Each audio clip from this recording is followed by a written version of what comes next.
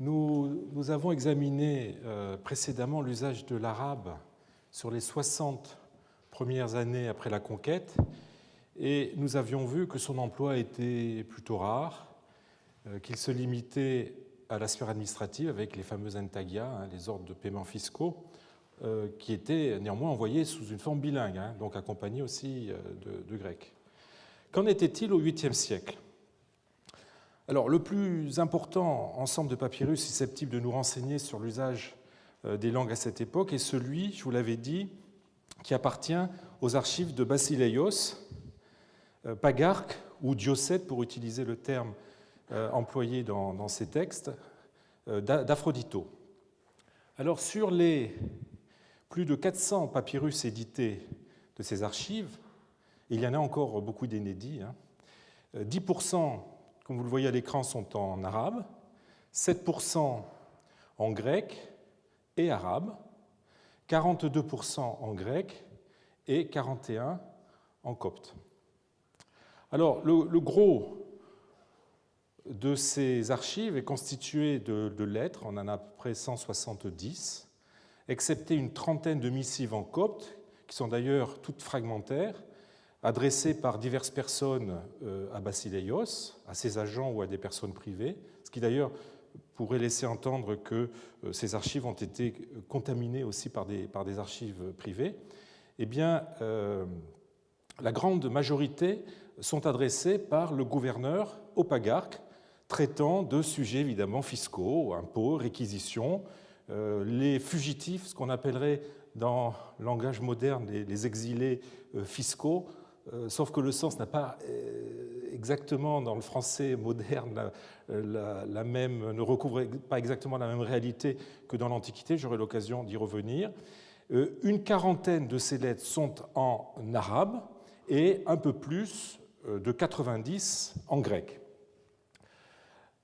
Ces archives comptent aussi 29 ordres de paiements fiscaux, des intagia, émanant aussi de Fustat, la capitale, tous constitués, comme nous l'avons vu, d'une première partie en arabe et d'une seconde en grec, même si, je le répète, une de ces parties a pu accidentellement disparaître.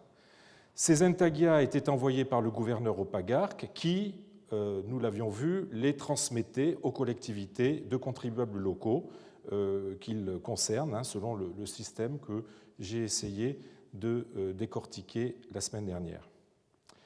L'ensemble le plus volumineux de ces archives se compose de registres et de comptabilités, là encore de nature fiscale. On en a à peu près 90 pièces. Alors, c'est un chiffre approximatif pour autant qu'il est malaisé de déterminer les fragments qui appartiennent au même registre. Le plus épais de ces registres, le papyrus Londres 1419, contient 33 folios, c'est-à-dire 66 pages, et il est incomplet. Alors je vous montre, pour que vous ayez un peu une idée de ces textes, je vous montre une page de l'édition de ce codex qui atteint jusqu'à 1500 lignes, vous imaginez, et ce sont des lignes bien denses, à la fois par leur longueur et aussi par le nombre d'abréviations dont elles sont truffées. Alors, quand il s'agit de registres dressés par l'administration locale sous le contrôle des bureaux du pagarque, comme les assignations des impôts, appelées aussi mérismoi, la langue est exclusivement le grec. Quant aux déclarations des contribuables, ce qui est appelé en grec les diastalmoi, adressées au pagarque, elles sont en copte avec une récapitulation chiffrée appelée gnosis en grec, qui est écrite en langue grecque. Vient enfin le dossier des documents juridiques, soit plus de 120 papyrus, principalement des déclarations, en grec homologiae, émanant des contribuables qui se portent notamment garants de travailleurs réquisitionnés ou de ces fugitifs, de ces exilés fiscaux, sous la forme de cautionnement, c'est-à-dire engueticae homologiae en grec. Ces textes juridiques sont exclusivement rédigés en copte. Alors, l'image linguistique renvoyée par ces archives, vous le voyez, est bien tranchée. L'arabe est comme pour le 7e siècle, l'apanage des bureaux de Fustat, du gouverneur. Le grec, outre son usage dans les bureaux du gouverneur, apparaît comme la langue administrative des échelons intermédiaires, en l'occurrence des bureaux pagarchiques, voire des responsables locaux pour les assignations des impôts ou mérismoi. Le fait que la correspondance émanant de Basileios ne nous a pas été conservée doit néanmoins nous inciter évidemment à ne pas être trop affirmatifs.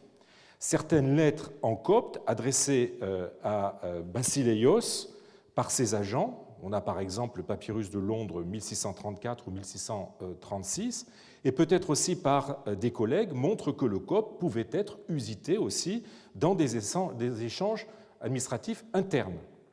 Par ailleurs, nous avons déjà vu que les pagarques, les ducs ou les émirs pouvaient adresser des ordres de paiement à des contribuables individuels en copte à côté de ceux qui étaient émis en grec, en tout cas pour ce qui est de la Haute-Égypte. Enfin, le copte s'avère désormais l'unique langue usitée naturellement par la population, comme le montrent évidemment très bien les documents juridiques.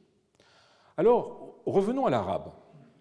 Si les archives de Basileios contiennent de ces entagia bilingues qui, on l'a vu, apparaissent dans les années 690, on y voit pour la première fois l'usage intensif de l'arabe pour les lettres émanant de Fustat. Nous n'avions pu identifier pour le 7e siècle, vous vous souvenez, que 2 lettres gouverneurales en arabe, probablement d'Abdelaziz ibn Marwan, et encore sont-elles douteuses. L'une ne donnant ni le nom ni le titre du gouverneur, c'est la première. L'autre pouvant, vous vous souvenez, être aussi un entagion, et il y avait une différence d'opinion entre Werner Dimm et Youssef Rahib. Les archives d'un homologue de Basileios, en fonction aux alentours de 675, de pagarque d'Edfou Papas, n'ont pas livré de lettres gouverneurales en arabe. Il est vrai qu'elles ne contiennent pas non plus de lettres gouverneurales grecques, puisque la correspondance de Papas se borne à des échanges avec l'émir en fonction au niveau de la province de Thébaïde.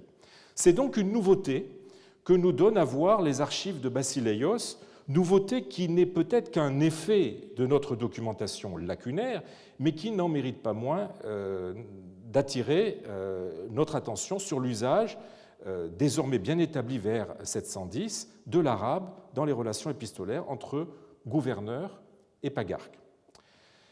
Nous avons vu que ces archives contiennent environ 40 lettres gouverneurales en arabe, contre plus du double, c'est-à-dire 90 à peu près, en grec. Pourquoi ces 2 langues? L'articulation entre les deux, entre ces 2 pans de la correspondance, le pan grec et le pan arabe, émanant de la même personne, le gouverneur, intrigue a priori. En posant de façon aiguë les rapports du grec et de l'arabe, elle mérite que nous y intéressions de plus près, d'autant que les 2 langues sont beaucoup plus imbriquées que la bipartition lettre arabe, lettre grecque pourrait nous le laisser croire de prime abord. Depuis la publication de plus de 70 lettres grecques par Harold de Bell dans le 4e volume des Papyrus de Londres, il s'agit des lettres qui vont de 1332 à 1406, donc publiées en 1910, eh bien, depuis cette publication, il semble être acquis que les lettres grecques sont le pendant des lettres originellement écrites en arabe. Autrement dit, que chaque lettre arabe du gouverneur faisait l'objet d'une version grecque sur un autre feuillet et que les 2 versions étaient envoyées ensemble au pagarque. Une telle procédure ne laisse pas d'étonner. Nous devons donc examiner ces lettres en détail. Alors, qu'elles soient grecques ou arabes, ces lettres présentent, avant même qu'on entre dans leur contenu, présentent un format tout à fait particulier qui n'a pas retenu jusqu'ici toute l'attention qu'il aurait dû. Elles sont toujours rédigées transversa carta, vous vous souvenez, j'ai déjà utilisé ce terme au sujet des lettres perses, c'est-à-dire en faisant pivoter de 90 degrés le rouleau. Elles sont donc rédigées transversa carta sur des feuillets de 20 à 21,5 cm de large, comme vous le voyez avec ces deux exemples. J'ai mis une lettre grecque d'un côté, à gauche, et une lettre arabe de l'autre. Cette largeur, 20 à 21,5 cm, est assez inhabituelle puisque les lettres privées ou les lettres administratives non gouverneurales adoptent normalement un format plus large correspondant à la totalité de la hauteur d'un rouleau, et nous avions vu déjà qu'un rouleau faisait en hauteur aux alentours de 30 à 35 cm. Donc vous voyez, on prend le rouleau, on coupe un coupon, et ensuite on le fait pivoter de 90 degrés, et on obtient donc voilà, une lettre typique de l'époque pré-arabe, on va dire. Et même d'ailleurs, c'est aussi le format qui est adopté dans les lettres privées du début de l'époque arabe.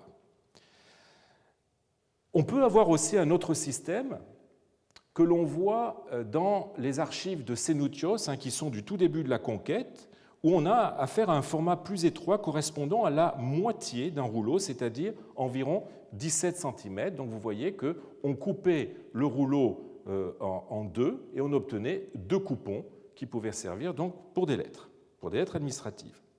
En revanche, nos lettres de gouverneurs adoptent un format différent.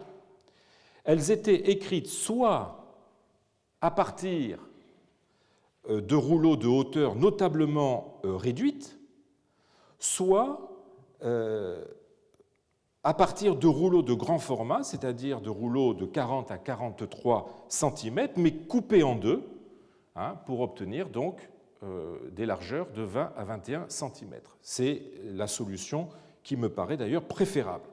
Toujours est-il que la chancellerie gouverneurale a développé, vous le voyez, un format de lettre tout à fait particulier pour l'époque, peut-être en favorisant la fabrication de rouleaux de grande hauteur, dépassant les 40 cm. On notera que ce format pourrait avoir influencé celui des lettres arabes privées qui se multiplient plus tard dans le courant du 8e siècle. Nous aurons l'occasion de le voir la semaine prochaine. Elles ont en effet, ces lettres, une largeur qui est en moyenne de 23 cm, à peu près comme nos lettres gouverneurales. Vous voyez incidemment l'attention que nous devons apporter au format dans la mesure où ils peuvent être le reflet d'identité culturelle, nous l'avions vu avec le format des lettres perses, ou le reflet aussi des contextes d'élaboration de l'écrit. Et loin d'être une donnée contingente, le format est la traduction matérielle d'une intention, d'une identité revendiquée, qu'elle soit culturelle ou qu'elle soit socio-professionnelle, comme c'est peut-être d'ailleurs le cas ici avec nos lettres arabes et grecques, émanant de la chancellerie du gouverneur. Il y a là un champ d'études particulièrement fécond, où beaucoup reste à faire pour notre époque, une étude des formats des rouleaux et des documents qui en découlent et un désidératum pour la période arabe en comparaison avec la période précédente. Alors, nos lettres gouverneurales grecques sont écrites dans une cursive penchée. Vous en avez un exemple à l'écran. Vous voyez qu'elle est très différente de la minuscule droite utilisée pour les intaglias, comme nous avions eu l'occasion de le voir les semaines précédentes. Donc, cursive penchée, elles sont écrites selon une diplomatique, elle aussi, bien particulière. Alors, voici, à titre d'exemple, une de ces lettres grecques. Malheureusement, je vois que le grec ne ressort pas à l'écran. C'est bien dommage, mais de toute façon, je vais vous lire la traduction. J'avais choisi comme exemple, comme échantillon, le papyrus Londres 1346, qui est une lettre du 3 janvier 709.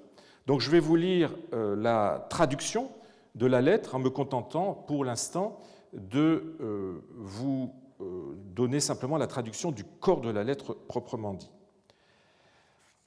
Au nom de Dieu, courra ben Sharik à Basileios, diocète du village d'Aphrodito. Nous avons assigné à ton district administratif, le texte dit dioikesis, j'ai déjà eu l'occasion de vous dire que Basileios était appelé dans les textes un dioiketes, c'est-à-dire un gérant, un intendant, mot à mot, un administrateur. Donc nous avons assigné à ton district administratif divers articles, eidé, dit le grec, c'est-à-dire des produits en nature prélevés à titre d'impôt, pour le compte de la maintenance et de l'équipement des bateaux de Clysma. Clysma, c'est Suez. Sans compter l'allocation d'entretien, la fameuse dapanée, dont j'ai déjà eu l'occasion de parler, allocation d'entretien des matelots sur les bateaux qui sont dans la même Clysma. Et nous t'avons envoyé aussi des ordres de paiement, entagia, qui les concernent il y a pas mal de jours, en te demandant de les envoyer rapidement avant la baisse du niveau des eaux du canal de Trajan. Alors là, on a une allusion très intéressante à ce fameux canal qui faisait la liaison entre Babylone et Suez, Clysma, et qui est en fait une construction d'époque pharaonique qui, après une période de désaffection, a été remise en fonction par Hamr, mais apparemment ce canal n'était pas navigable ou n'était navigable qu'au moment de la montée des eaux du Nil, sous l'effet de la crue. Voici une carte Google où vous voyez bien encore l'emplacement de ce canal qui passait par Boubastis et qui redescendait ensuite jusqu'à Suez. Babylone, c'est-à-dire le Caire, étant ici. Je reprends la traduction de ma lettre. Et jusqu'à aujourd'hui, tu n'as jamais envoyé quoi que ce soit de tout cela qui soit digne de mention. Aussi, à réception de la présente lettre, immédiatement, dans l'heure, envoie tout ce qui, de ces articles, est du ressort de ton district administratif, sans retard du tout, ni sans nous négliger, sans nous obliger à t'envoyer une autre lettre si tu as toutefois un peu de bon sens et d'esprit. Car tu sauras que si tu tardes dans l'envoi du moindre des 10 articles ou de l'allocation d'entretien et que le niveau des eaux baisse, tu devras les envoyer par voie terrestre jusqu'à Clysma en payant leurs frais de transport sur tes propres biens. Écrit le 8 Tibi de la 8e indiction. Alors, contrairement aux lettres grecques privées ou aux lettres administratives d'échelon inférieur, les lettres du gouverneur sont dotées d'un prescrit, c'est-à-dire d'une formule introductive, qui commence par la basmala abrégée, traduite en grec. Alors malheureusement, il va falloir que vous m'écoutiez, vous n'aurez pas le support visuel du PowerPoint.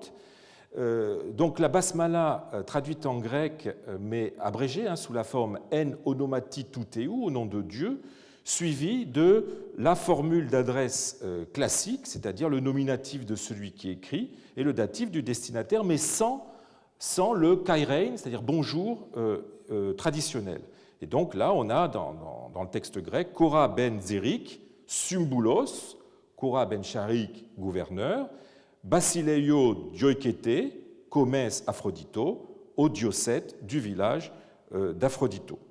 Vous remarquerez qu'il n'y a pas d'épithète honorifique utilisée.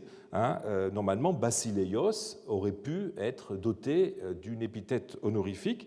Et là, on ne l'a pas, ce qui aurait été impensable à l'époque byzantine et qui marque une rupture volontaire de la part des Arabes par rapport aux formulaires, aux usages byzantins.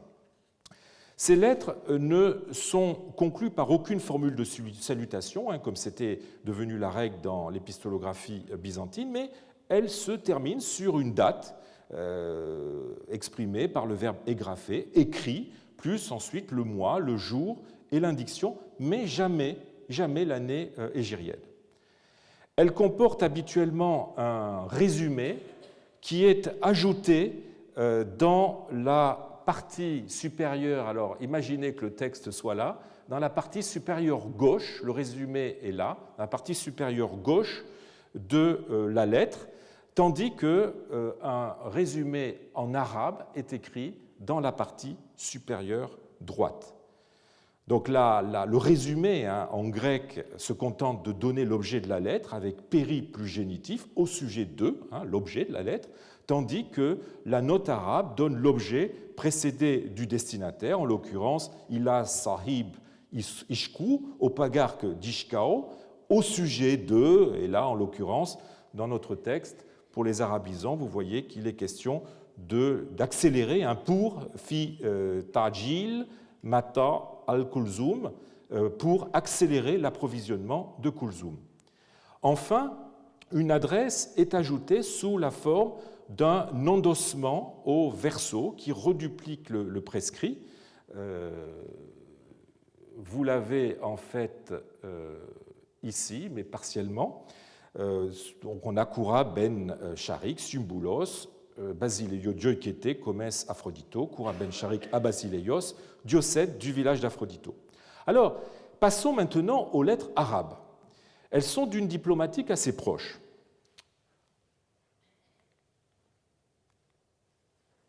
J'ai pris comme exemple un papyrus qui se trouve ici à Paris, à la Sorbonne, l'inventaire 2344, qui a été publié par Youssef Rahib en 1981. C'est une lettre de janvier-février 710. Ça n'a aucun rapport avec la lettre grecque que je viens de vous lire. Je vous donne la traduction. Au nom de Dieu, clément et miséricordieux, de Koura ibn Sharik à Basileios, sahib d'Ishku. Je loue Dieu en dehors de qui il n'y a nulle divinité. Passons maintenant aux affaires. J'ai ordonné la distribution des parts des matelots des navires d'Égypte et des navires des Syriens et des rations de ceux qui s'y embarqueront parmi les combattants. Lorsque te parviendra ma lettre, que voici, ordonne aux gens de ton district d'entreprendre la fabrication du pain et qu'ils soignent sa fabrication, car seul convient aux troupes le bon pain. Sache que si tu expédies un pain qui n'est pas bon, il ne sera pas accepté de toi, et t'atteindra pour cela ce que tu réprouves. Envoie alors pour la fabrication de ce pain ceux qui surveilleront et soigneront sa fabrication. Je ne te ferai aucune concession en cette affaire s'il plaît à Dieu. Inch'Allah.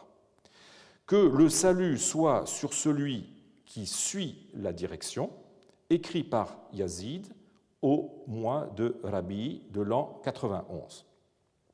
Alors, vous voyez qu'après la basmala, au nom de Dieu clément et miséricordieux, et l'adresse sous la forme de Koura ben Sharik à Basileios, sahib d'Ishku, donc pagarque d'Ishku, on a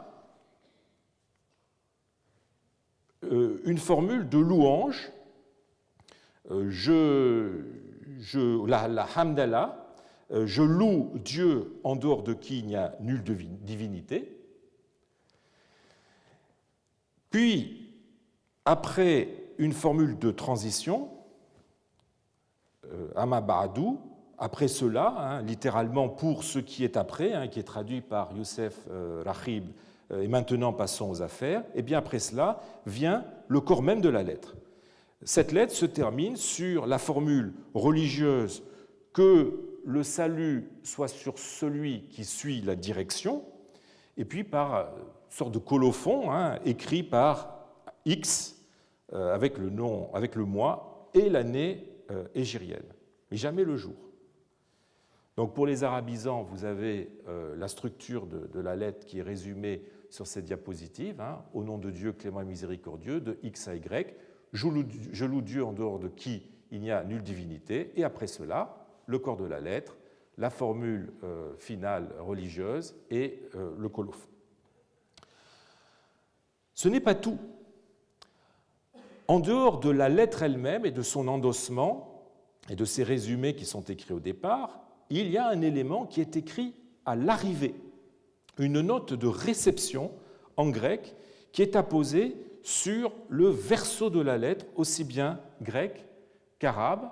Alors là, on ne voit pas, il s'agit de la formule qui est ici, qui, je vous lis sa traduction, 25 du mois de Méchir de l'indiction 8, apporté, sous-entendu la lettre est apportée, par Saïd au sujet de l'envoi des réquisitions pour Clisma.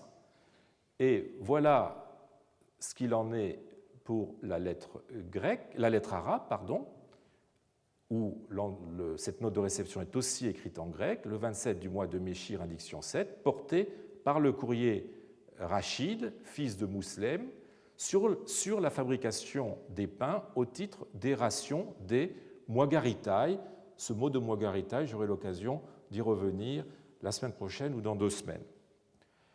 Je vous montre une image de cette note de réception grecque qui est apposée lorsque la lettre arabe arrive dans les bureaux de Basileios. Comme vous le voyez, les lettres grecques contiennent de l'arabe, sous la forme d'un résumé dans la marge supérieure droite, et les lettres arabes contiennent du grec sous la forme d'une note de réception écrite sur le verso. Le mélange de langues dont elles témoignent aboutit donc à des objets linguistiquement assez complexes, de même que semble complexe ou anormalement compliqué le système du double envoi bilingue dont je vous ai résumé la théorie et qui soulève bien des questions. Pourquoi les 2 versions étaient-elles envoyées séparément et non sur le même feuillet, comme les intagia où texte arabe et texte grec se succèdent sur le même coupon? Selon Bell, ce serait dû à la longueur du texte qui excéderait la taille d'un feuillet aisément maniable. Effectivement, on a des lettres qui peuvent faire jusqu'à plus de 2 mètres de haut. La lettre en arabe était traduite en grec sur un autre feuillet et les 2 étaient donc envoyés ensemble. Mais dans ce cas, pourquoi avoir doté les 2 versions de résumé, l'un en arabe dans l'endossement de la version arabe et 2 autres en arabe et en grec en haut du recto de la version grecque? Pourquoi, puisque la version arabe comportait un résumé, pourquoi en avoir ajouté un en arabe dans la version grecque? Enfin, lorsque les lettres arrivent à Aphrodito, pourquoi munir chacune des 2 versions d'une note de réception apparemment identique en grec?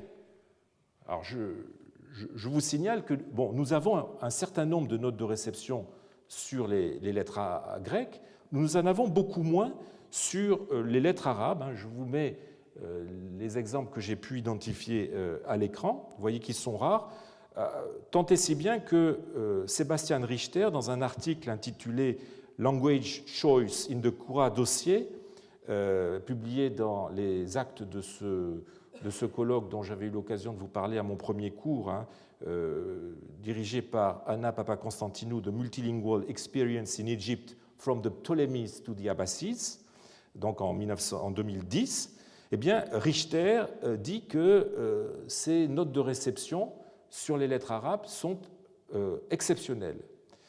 Mais c'est sûr, cela est probablement dû à des questions de conservation, car ces notes sont souvent abrasées et sur des parties du rouleau qui sont sujettes à des dommages, quand d'ailleurs elles ne sont pas purement et simplement omises par les éditeurs arabisants. C'est le cas du papyrus de la Sorbonne que je vous ai lu tout à l'heure, qui avait été édité sans sa note de réception. Il a fallu attendre 2011 pour que Jean Gascou, dans les Annales islamologiques, en édite l'endossement, donc 30 ans après.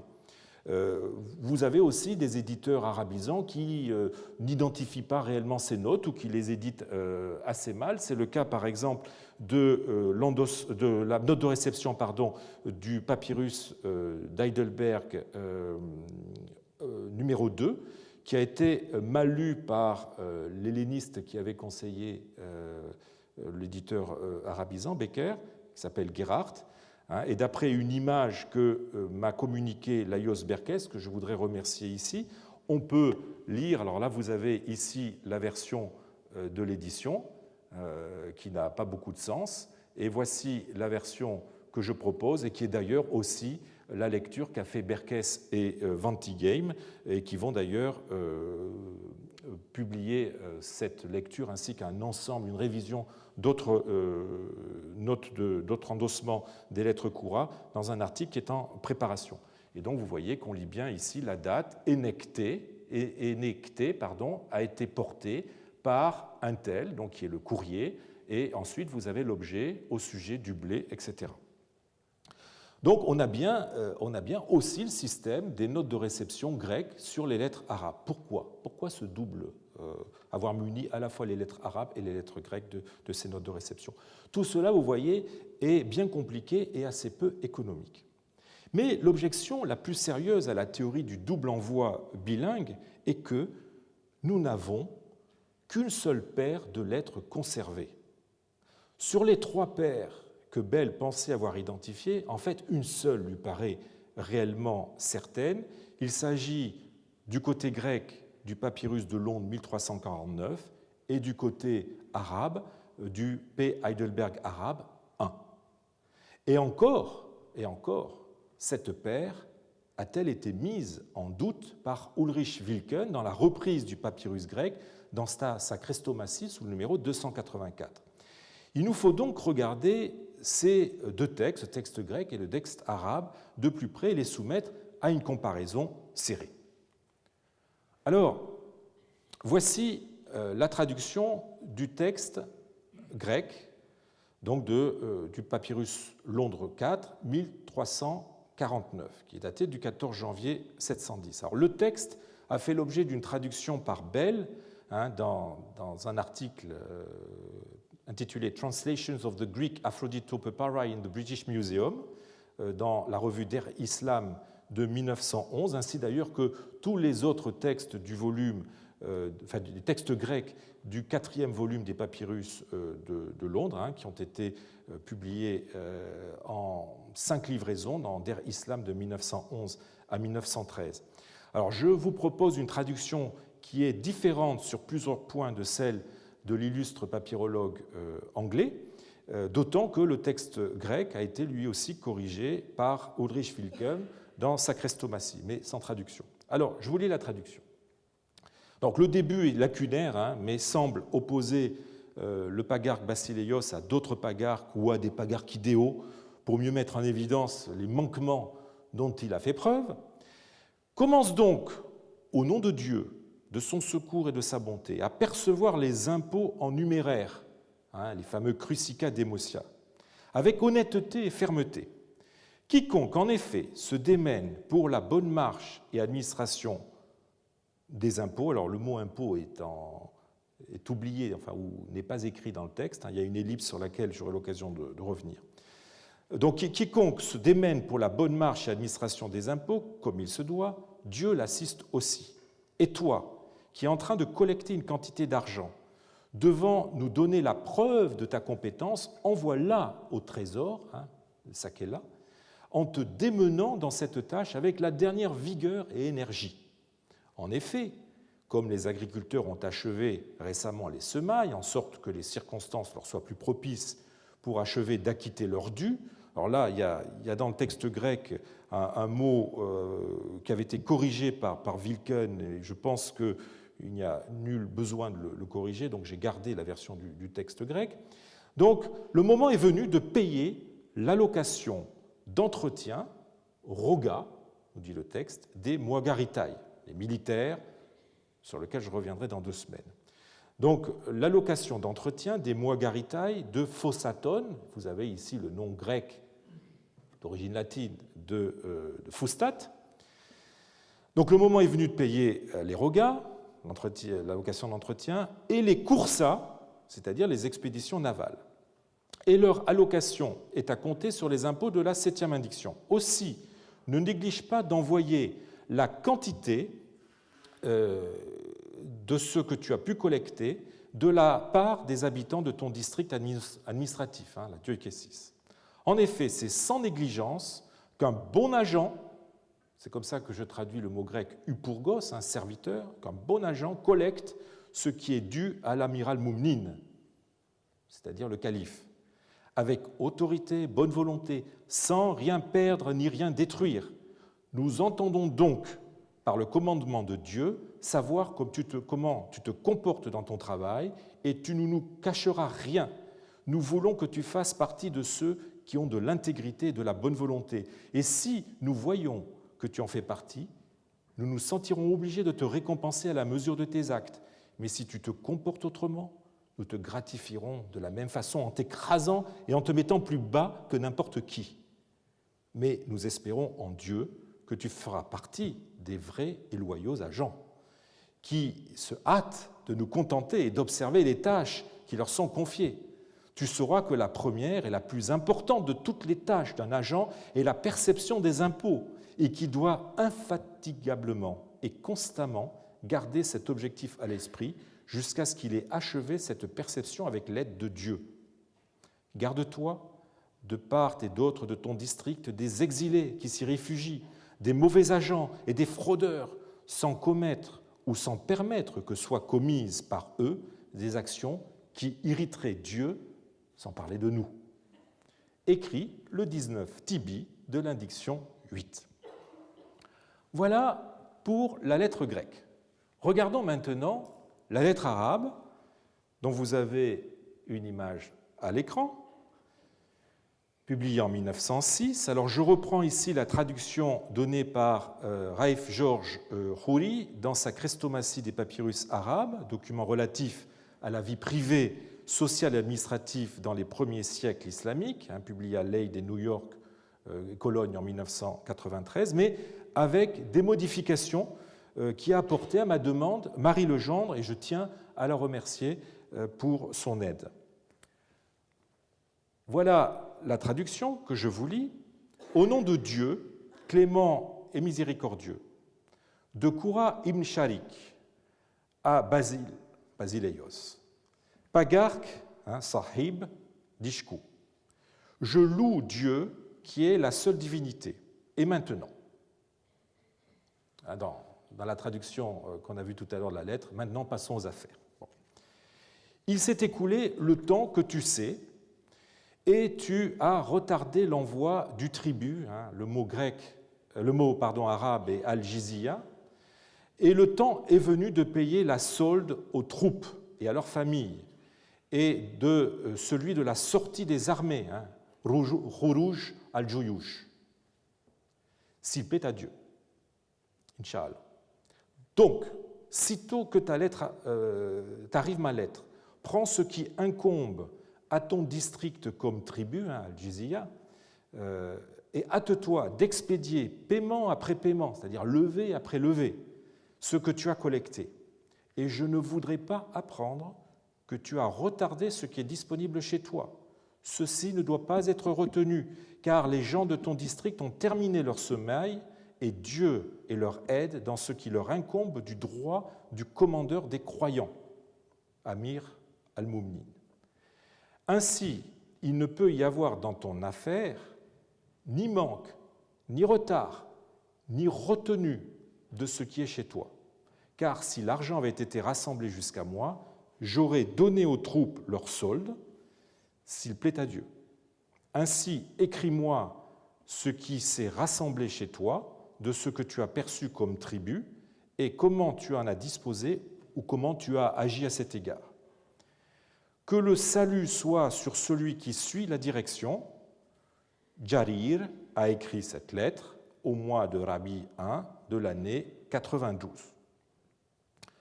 Alors, il n'y a guère de doute que l'objet et les circonstances de ces deux lettres sont identiques.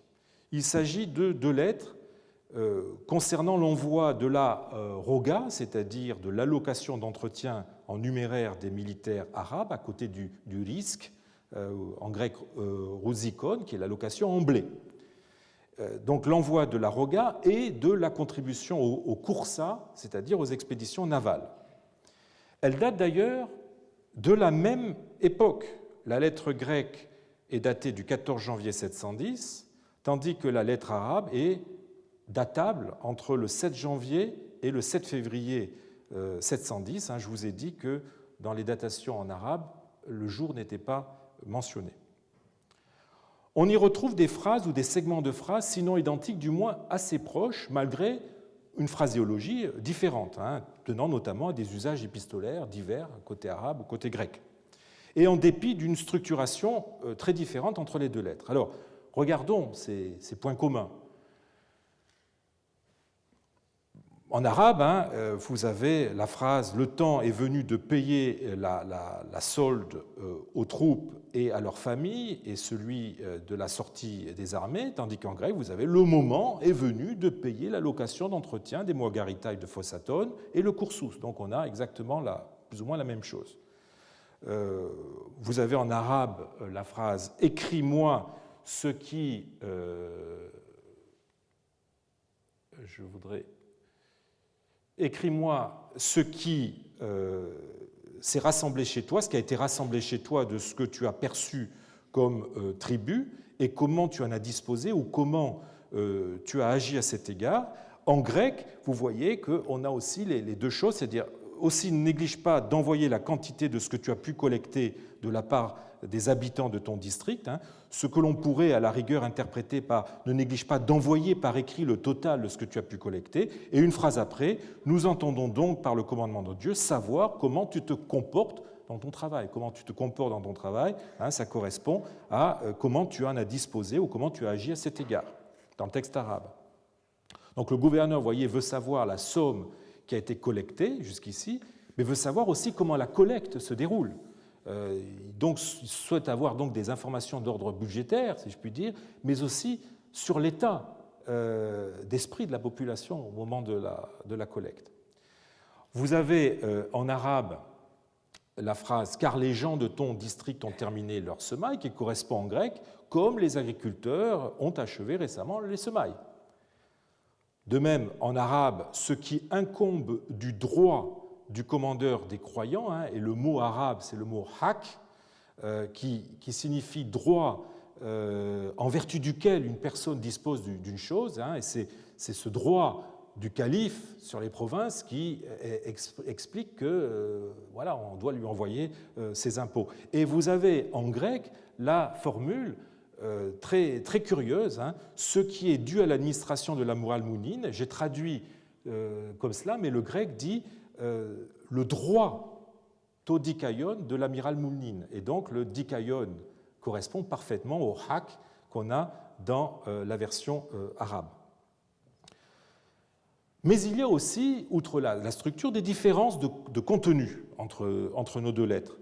On constate que la lettre grecque donne des précisions techniques qui sont absentes en arabe. Leur allocation est à compter sur les impôts de la 7e indiction, ça n'apparaît pas dans le texte arabe.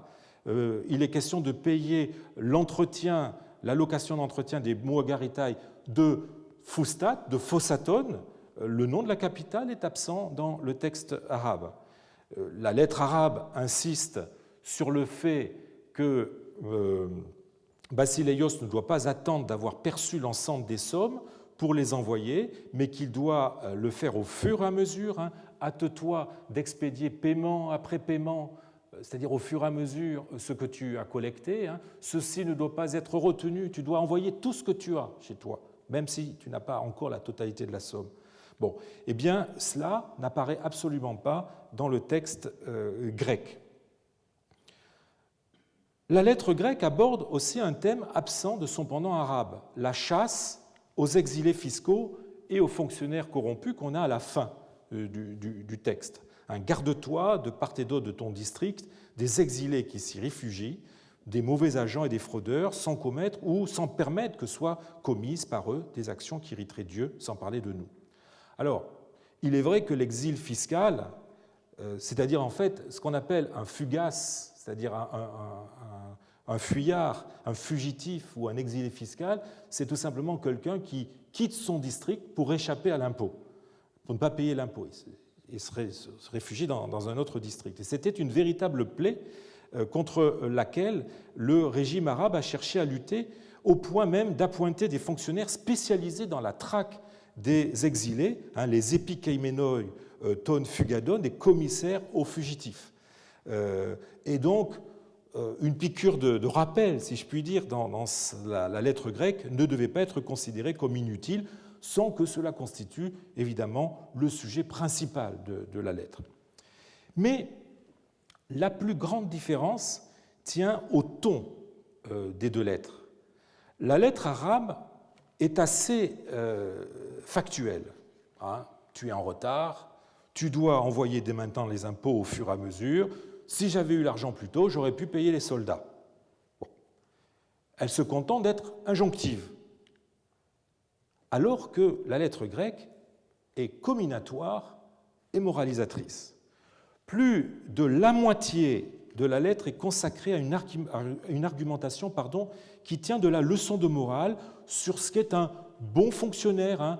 À la ligne 19, on a okrésimos gar upurgos, un bon serviteur de l'État. Bon. J'ai mis en rouge d'ailleurs tout ce qui relève de cette leçon de morale. Vous voyez que ça constitue plus de la moitié du contenu de la lettre. Le début de la lettre, pour une grande part en lacune, aborde déjà cette thématique en opposant le comportement négligent de Basileios à celui des bons fonctionnaires ou de ses prédécesseurs. Malheureusement, le texte est trop abîmé pour qu'on puisse le savoir. Ensuite, cette thématique est traitée tout au long de la lettre, principalement aux lignes 8-10, 19-21 et 23-36. C'est une leçon de morale qui procède par généralisation. Quiconque, en effet, se démène pour la perception et le règlement des impôts comme il se doit, Dieu l'assiste. Repris ensuite pour être appliqué à Basileios sous la forme « envoie-la au trésor en te démenant », et on a le même verbe qui est utilisé « agonizomai », qui veut dire se battre pour arriver à quelque chose. Bon. C'est sans négligence qu'un bon agent collecte ce qui est dû à l'amiral Moumnine avec autorité et bonne volonté, sans rien perdre ni rien détruire. Ceux qui ont de l'intégrité, de la bonne volonté, de vrais et loyaux agents qui se hâtent de nous contenter d'observer les tâches qui leur sont confiées, etc. Tu sauras que la première et la plus importante de toutes les tâches d'un agent est la perception des impôts et qu'il doit infatigablement et constamment garder cet objectif à l'esprit, etc. Bon. Nous avons là un vrai catéchisme du parfait fonctionnaire, du bon et loyal serviteur de l'État, dont on apprend sans grande surprise que l'objectif premier doit être la perception rigoureuse de l'impôt. Contrairement à la lettre arabe, beaucoup plus factuelle et concrète, je l'ai dit, la version grecque verse constamment dans la morale, à grand renfort de substantifs abstraits qui désignent les qualités dont doit faire preuve le fonctionnaire, et d'ailleurs qui ne sont pas toujours faciles à traduire. Par exemple, à la ligne 7-8, méta epikeias kai keiragogias. Alors, epiekeias désigne soit l'habileté, soit la raison, soit l'honnêteté. Je pense qu'ici, c'est plutôt l'honnêteté. Keiragogias est traduit par belle par soumission. Il donne à ce substantif un sens passif qui n'est pas attesté, mais je pense que le mot désigne plutôt l'autorité avec laquelle on fait faire quelque chose à quelqu'un. C'est l'idée de prendre quelqu'un par la main pour lui faire quelque chose. Je pense que c'est ça le sens, plutôt autorité ou fermeté. Plus loin, il est question de méta-kubernéseos kai kaloteleias. Alors, kubernésis est traduit par belle, par prudence, mais je pense qu'il s'agit plutôt ici du sens de l'autorité. Et en cela, je pense que kubernésis est une espèce de synonyme de keiragogia. Et puis, kaloteleia, c'est la bonne volonté. Alors, certains de ces substantifs frisent même l'abstraction. On en a à la ligne 9 l'expression très curieuse, eis sustasin kai diortosin, qui pourrait être pris dans un sens politique plus général, quiconque se démène pour la sustasis, c'est-à-dire l'unité ou la constitution ou la prospérité, sous-entendu de l'État, kai diortosin, le redressement, le renforcement aussi de la chose publique. Mais ici, en fait, on doit prendre ces deux mots dans un sens beaucoup plus concret, puisqu'on a des parallèles avec ces deux mots qui sont immédiatement suivis du complément au génitif, impôt, c'est-à-dire donc quiconque se démène pour la bonne organisation et la bonne administration des impôts. On notera aussi des adverbes qui sont employés tout au long de ce texte. pour désigner les modalités selon lesquelles le régime arabe entend bien que ses agents se comportent, c'est-à-dire avec énergie. On a un mot très curieux, s'il est toutefois bien lu, qui est epiesmenos, un adverbe qui doit signifier en se pressant, en se serrant jusqu'à exprimer toute l'énergie dont on peut faire preuve.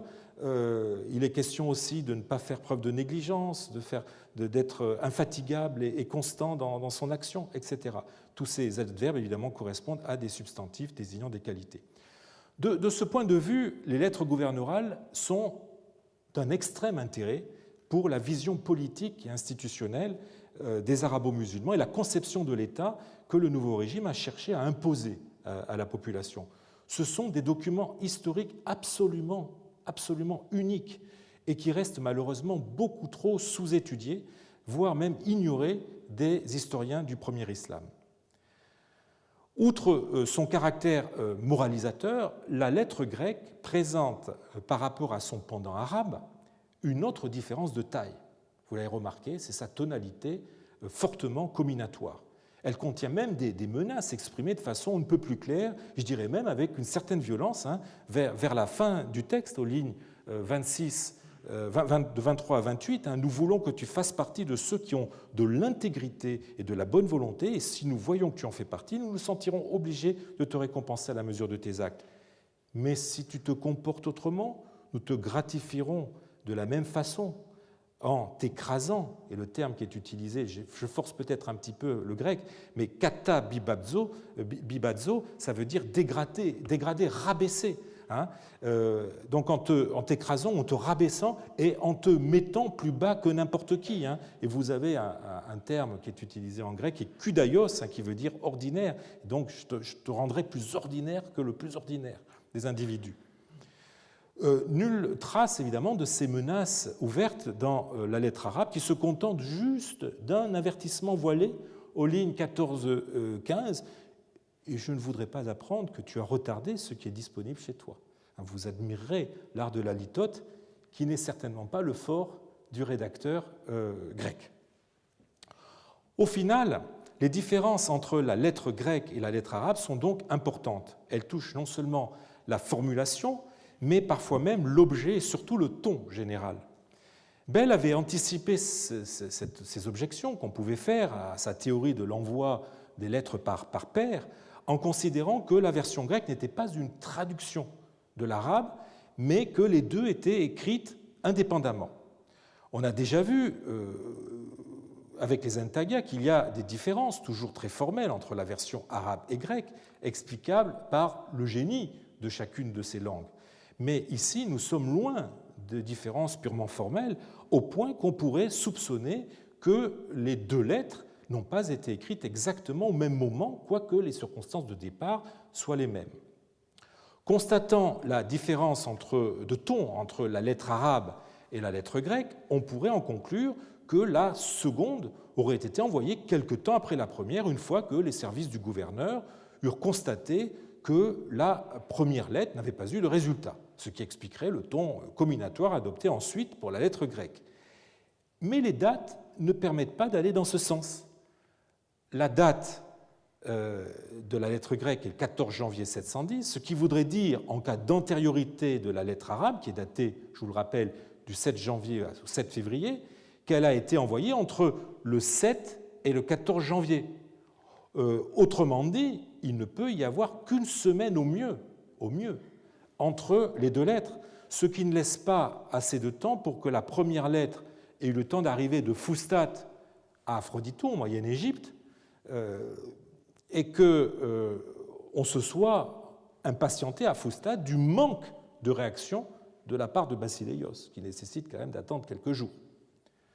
Autrement dit, à l'examen comparé de ces deux lettres, et après avoir fait la part des ressemblances et des divergences entre les deux, une conclusion me semble s'imposer. Elles ont bien été écrites ensemble, elles ont bien été écrites en même temps et envoyées ensemble, malgré les doutes de Wilken, doutes d'ailleurs qui ont été relayés en 1967 par Hélène Cadel. Doutes qui se heurtent, on l'a vu, à une impossibilité chronologique. On notera d'ailleurs que la lettre arabe ne porte pas d'endossement ni de résumé en arabe sur le verso, alors même que la partie où ceux-ci sont écrits est bien conservée, et qu'elle n'est pas munie d'une note de réception en grec. Il est donc possible, mais ce n'est qu'une hypothèse, que les deux lettres aient été enroulées ensemble, la lettre grecque à l'extérieur, offrant au regard son endossement grec, et qu'à l'arrivée, seule celle-ci ait été pourvue d'une note de réception, ce que la perte, malheureusement, de la partie initiale de la lettre grecque ne permet pas de confirmer. Mais est-ce à dire que toutes les lettres du gouverneur étaient envoyées en double version, en version bilingue? Il est statistiquement étonnant que sur les quelques 130 lettres grecques et arabes qui nous sont conservées, une seule paire soit identifiée. Si l'une des deux séries, soit la grecque, soit l'arabe, avait été détruite au moment de l'archivage ou plus tard, on aurait pu passer sur cette objection. Mais ce n'est pas le cas, puisque les archives de Basileios nous ont conservé le pan aussi bien grec qu'arabe de cette correspondance. Par ailleurs, si les lettres étaient envoyées par paire, nous devrions avoir à peu près le même nombre de lettres arabes que grecques. Or, les lettres grecques sont 2 fois supérieures en nombre, disproportion qui excède de loin les aléas du hasard de la conservation, cette tuquée qui joue tant de mauvais tours aux papyrologues. Il faut donc envisager la possibilité que les lettres n'aient pas fonctionné toujours par paire, mais qu'elles aient été envoyées tantôt en arabe, tantôt, plus souvent, en grec. Mais m'objectera-t-on, c'est remplacer une difficulté par une autre qui réside cette fois-ci dans le choix des langues. Les sujets abordés par les lettres ne justifient pas, en effet, le recours à une langue plutôt qu'à une autre. Et la conclusion d'un usage aléatoire des langues n'est pas, je le reconnais, très satisfaisant. Par ailleurs, il implique que les bureaux pagarchiques, comme celui de Basileios, étaient en mesure de traiter les lettres écrites en arabe, sans accompagnement d'un texte en grec. Mais sur ce point, la documentation apporte des données positives. Un des registres fiscaux des archives de Basileios fait mention de la dapanée et de la trophée, c'est-à-dire de l'entretien des chevaux du secrétaire arabe, Arabikos Notarios, qui est avec le très glorieux pagarque, c'est-à-dire qui travaille dans les bureaux du très glorieux pagarque. Sunontos endoxotato pagarco. Les bureaux pagarchiques avaient donc, au début du 7e siècle, alors qu'ils étaient encore tenus par des gréco-égyptiens, ils avaient un personnel arabophone leur permettant de traiter des documents arabes. Aussi, l'envoi régulier à Basileios de lettres en arabe, sans version grecque, est tout à fait envisageable et pourrait expliquer, entre autres, qu'une lettre arabe à l'arrivée soit pourvue d'une note de réception grecque spécifiant son objet, ce que seul un arabophone était en mesure de faire. Tant que le dossier des lettres arabes et grecques des archives de Basileios n'aura pas été repris à nouveau frais, il est difficile de trancher définitivement cette question.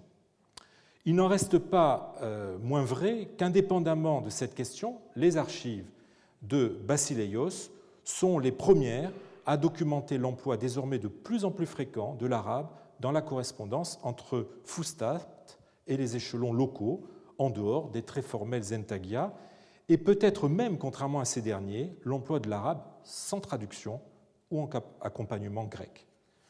Par ailleurs, le cas indubitable, me semble-t-il, de la paire Papyrus de Londres 1349 et du Papyrus d'Heidelberg I donne à réfléchir sur le multilinguisme de la chancellerie gouverneurale. Les fortes discordances entre les deux montrent que celle-ci a renoncé au système de la traduction en vigueur dans les entagia. La précision comptable explique que, dans ces derniers, la version arabe et grecque aient été concordantes. Les lettres, elles, ont une dimension psychologique et une finalité disciplinaire qui nécessitaient que le message dont elles étaient porteuses soit reçu 5 sur 5, pour utiliser une expression un peu familière. Pas seulement ce qu'il y avait de purement comptable, mais aussi les arrière-pensées, les leçons de morale, les critiques, les menaces voilées ou carrément ostensibles. Bref, toute une rhétorique relationnelle qui, au-delà des chiffres, renforce le lien entre l'État et ses agents et corrige, le cas échéant, les incidents qui pourraient altérer ou distendre cette relation.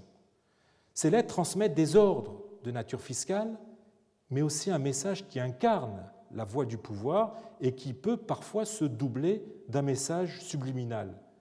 Certes, il y a quelques concessions qui sont faites à l'arabe ou à la version arabe. L'emploi d'équivalent grec de Inch'Allah, avec Sunteo en grec. On a vu aussi la notion de haq, de droit, qui explique le todikaion de la version arabe. Je me suis même demandé s'il ne fallait pas chercher aussi un modèle arabe à l'expression curieuse que l'on a à la ligne, que l'on a dans la version grecque à l'expression onomatos tu teu kai tes boteias kai agatou, que Bell a rendu par au nom de Dieu, de l'efficacité, efficiency, et de l'intégrité, integrity, mais que je préfère rendre par au nom de Dieu, de son aide et de sa bonté. Je préfère voir dans les deux mots de Boétheia et d'Agathon des substantifs qui sont des qualités de Dieu, et cette expression n'a pas d'équivalent en grec. J'ai cherché des parallèles dans les documents grecs, dans les papyrus, dans les sources littéraires ou épigraphiques. Je n'en ai pas trouvé, au point que je me suis demandé s'il n'y aurait pas ici une tentative de rendre certaines notions propres à l'islam, et pourquoi pas certains des 99 noms d'Allah, avec Al-Moumin, le sauveur, qui rendrait Boétheia, et Al-Bar, le bienfaisant, qui pourrait rendre Agathon. Mais c'est une hypothèse qui mériterait, qui malheureusement n'a pas d'appui dans la documentation grecque ou copte. Donc, malgré ces quelques concessions qui sont faites à la version arabe, vous voyez que l'ensemble de ces lettres développe en grec une rhétorique très grecque. Les Grecs avaient depuis longtemps développé une rhétorique épistolaire. Ils avaient développé toute une typologie des lettres, comme la lettre parénétique, la lettre didactique, la lettre de blâme, la lettre de reproche, la lettre de menace, pour me limiter à des types qui sont en rapport avec le contenu de la lettre grecque que nous avons étudiée. Je vous cite, je vous ai mis à l'écran justement le tout début du traité sur les caractères épistolaires du Pseudo-Libanios, où on retrouve les lettres, les types épistolaires dont je viens de parler, même accompagnés d'une version arabe, qui joue alors le même rôle symbolique que la partie arabe des Entagia. Ces lettres s'adressaient à des fonctionnaires grecs et se devaient donc, dans un certain nombre de cas, d'utiliser le grec, puisque les moindres nuances devaient être perçues par le pagarque, ce qu'une traduction, même fidèle, n'aurait pas permis à ce point. Les lettres arabes, elles, sont bien moins rhétoriques. Cela peut tenir au génie de la langue arabe, tout autant qu'à l'inutilité de s'embarrasser d'une éloquence épistolaire qui ne pouvait guère faire de l'effet sur son destinataire. La question de l'emploi des langues par la chancellerie gouverneurale continue à être évidemment liée à la langue pratiquée aux échelons locaux, dans les bureaux locaux. Après la mise à disposition de secrétaires arabes dans les bureaux pagarchiques, l'étape suivante devait être nécessairement le remplacement des pagarques hellénophones par un personnel arabophone. Mais là, c'est une question que nous traiterons la semaine prochaine. Je vous remercie.